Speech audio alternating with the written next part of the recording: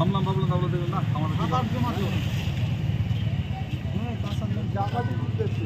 কিছু একটা ব্যাপার আছে। হ্যাঁ মানে কাজ ভাঙবে মাঠ এত বড় মাঠ আমার মনে হচ্ছে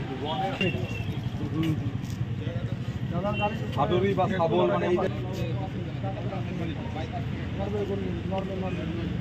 গাড়ি কাজটা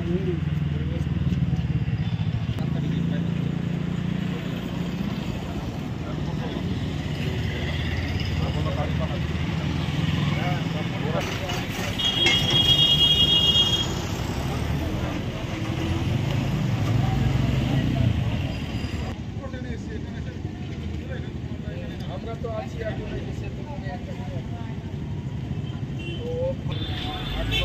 এই তো সেতু মোড়ে স্থাপিত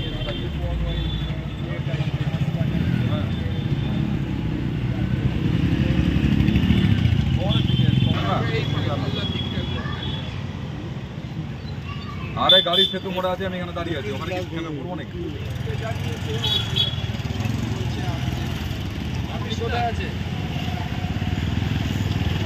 হ্যাঁ হ্যালো,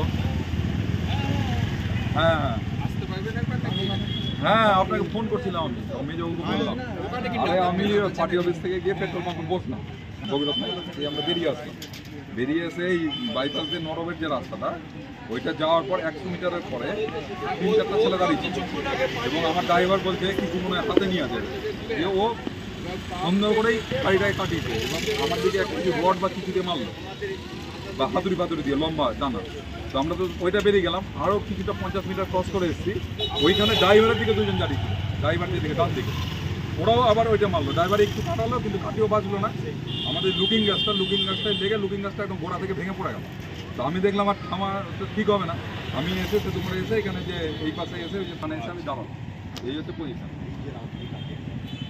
হ্যাঁ না যাওয়ার পথে হয়েছে কিছুক্ষণ আগেই আমরা একসাথে ছিলাম, কয়েক মিনিটের মধ্যেই খবর এলো যে এরকম প্রাণঘাতী আক্রমণ, আর যেটা একটা স্পষ্ট যে এটা প্রাণ নাশেরই চক্রান্ত। আমরা এটা বারবার দেখছি যখনই নির্বাচন আসছে।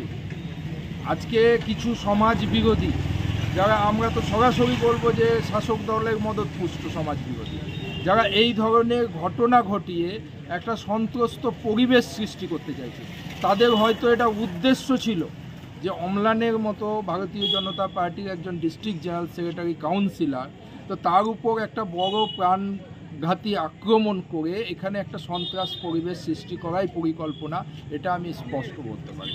তো আমি পুলিশ প্রশাসন, এখন নির্বাচন কমিশনেরও দায়িত্ব আছে, আমি এর উপযুক্ত তদন্ত এবং যারা দোষী তাদের অতি দ্রুত তাদেরকে গ্রেপ্তার করার দাবি জানাচ্ছি। কি ক্ষতি হয়েছে?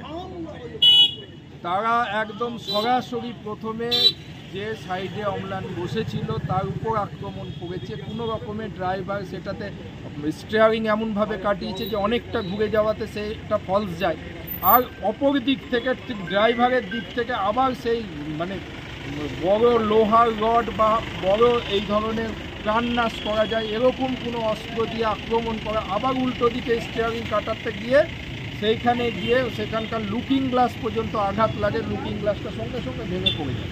তো এখান থেকে পরিষ্কার যে গাড়ির উপর এমন ধরনের একটা আক্রমণ করা যেখানে এখানে বড় অঘটন ঘটতে পারে। অফিস থেকে বেরিয়ে গেছিলাম, দিয়ে আবার ব্যাক করে আমরা আসছি বাড়ির দিকে। ওই সময় ওইখানে কয়েকজন 4-5 জন দাঁড়িয়েছিল, ও আমার বাদিকে একটা রড দিয়ে, বড় রড বা হাতুড়ি কিছু ছিল বড় ডান্টির, সেটা দিয়ে গাড়িতে ইয়ে করে, কিন্তু ড্রাইভারের সতর্কতার জন্য ওই দিকটায় লাগে না।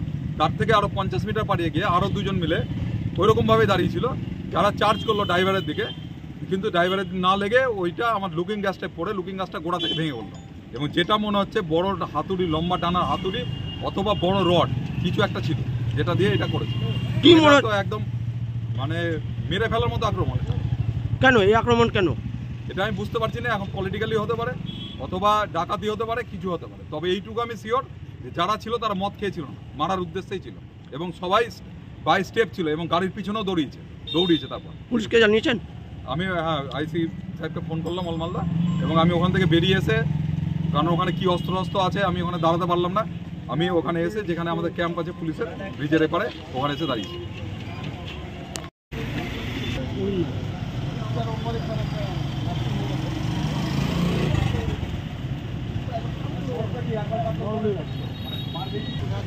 না মাতাল থাকলে এত মানে ইয়ে করে করতে পারবে না, মাতাল থাকলে আমি বুঝে নিতাম।